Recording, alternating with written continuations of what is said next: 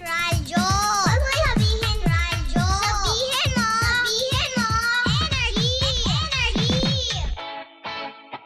Sa mundo ng pag-ibig, minsan masaya. Oh my gosh! Tinignan ako ni Crush! Paano? May muta ka oh.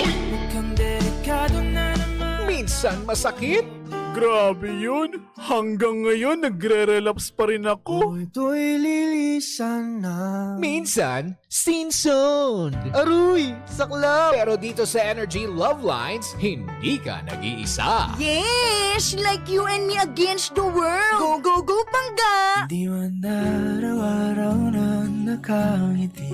Dito, ang kwento mo, pakikinggan. Tanong mo, sasagutin. At puso mo, tutulungan naming gumaan.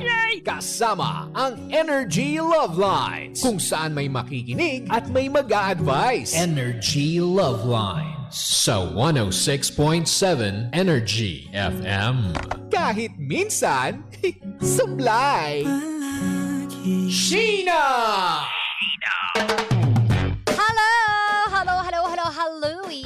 Oras natin 2:31 and hello po sa mga papa driver and sa ating mga babaihan. Kababaihan na nai-inlove pa rin kahit inaayawan.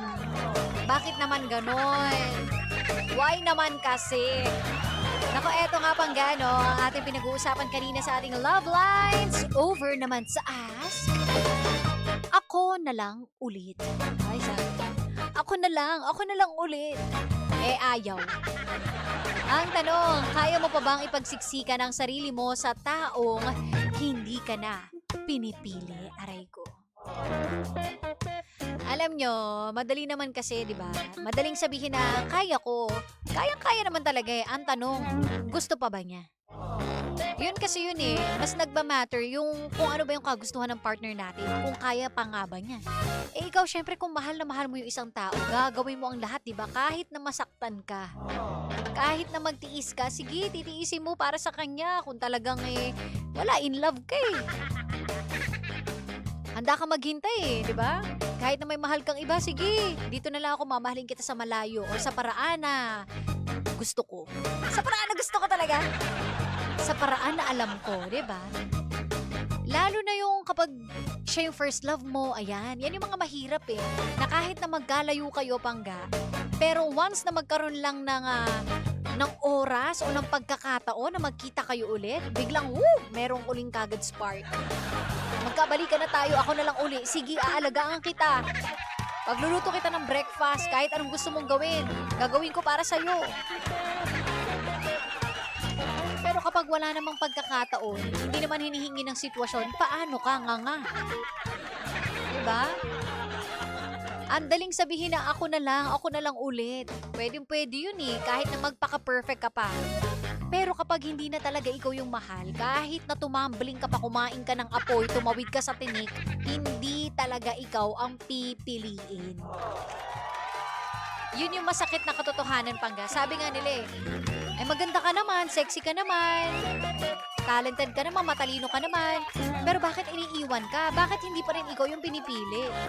Wala eh. Minsan merong magic na hindi mo ma-explain eh. Na bigla na lang nag-fade siguro at wala na yun sa'yo. Hindi na ikaw yung nakikita niya sa future. Kaya kahit pasabihin mo na, eto, gagawin ko lahat kung anong gusto mo, ano ba nakita mo sa kanya? Gagawin ko para ako na lang uli. Wala eh. Wala yung magic. Yun yung masakit na part, no, Pangga? Kasi kung tutuusin, hello, kayang-kaya natin aralin. Diba? Kung anong nagustuhan mo dun sa kabila, kayang-kaya nang gawin yan sa panahon ngayon.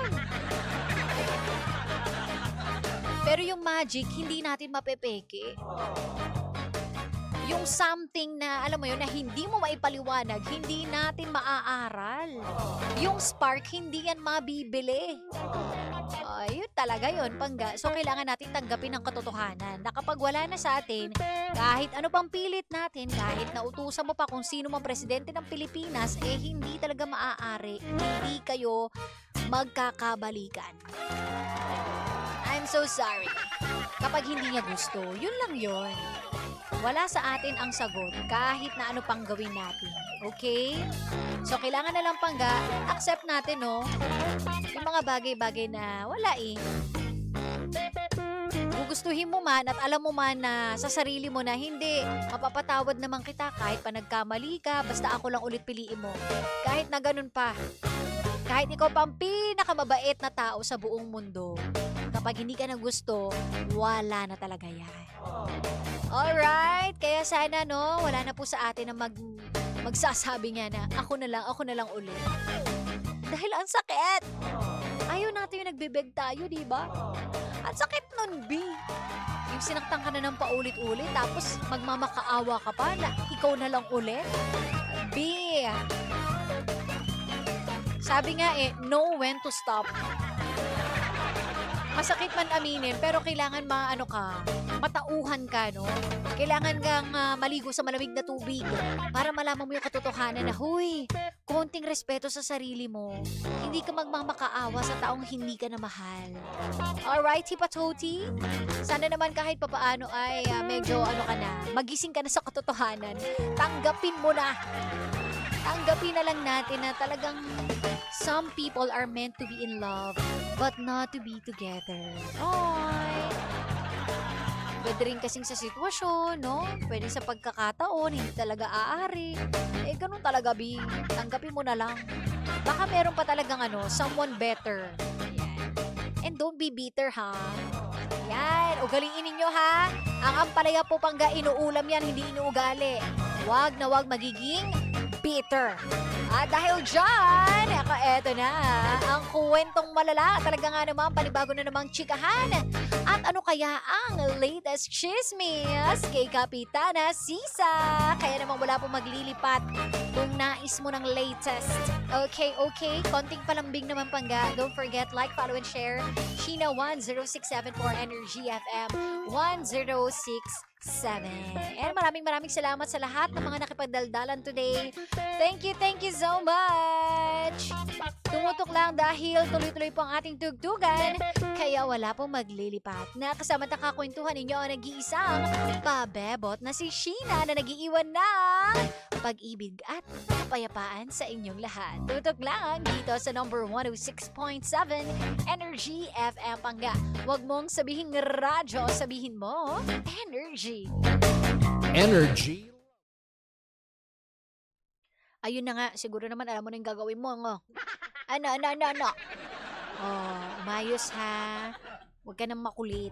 Huwag mo na ipagpilitan kung hindi talaga. Masasaktan ka lang. Ganun lang yun kasimple, Bangga. Kapag ayaw na sa'yo, edi fine. Kung ayaw mo na sa akin, edi sabihin mo na lang. Diba? Ano pang gagawin natin kung ayaw na talaga sa'yo eh? Kahit na 10 beses, 100 beses mo pang sabihin na ako na lang ulit. O ano mangyayari kung ayaw nga sa'yo? Wala na tayong magagawa, di ba? Ang magagawa na lang natin ay pantayin yung bangs natin, B. Oo, yan lang ang tanging natin magagawa for today. Wala nang iba. Pangarap ko sana yung pantay na bangs pero hindi ko magawa. Why naman ganun? Kaya sana, sana wala na pong nakikiusap at nagmamakaawa sa pagmamahal. Hindi tayo manlilimos. Okay? Ay, nako. Maraming salamat po sa lahat ng mga nakipagdaldalan today. Ancheta Joros, hello po kay Dieter Mansalayaw. Hello na nakikinig daw ngayon. Hello po, happy listening. At dahil dyan, thank you so much sa inyong lahat. Like, follow, and share nyo po ako, Sheena 1067 po, sa TikTok, Instagram, and sa Facebook. Dahil dyan, it's time to go. Got a Belchi Cakes na me. Bye-bye, Pangga. Tutok lang!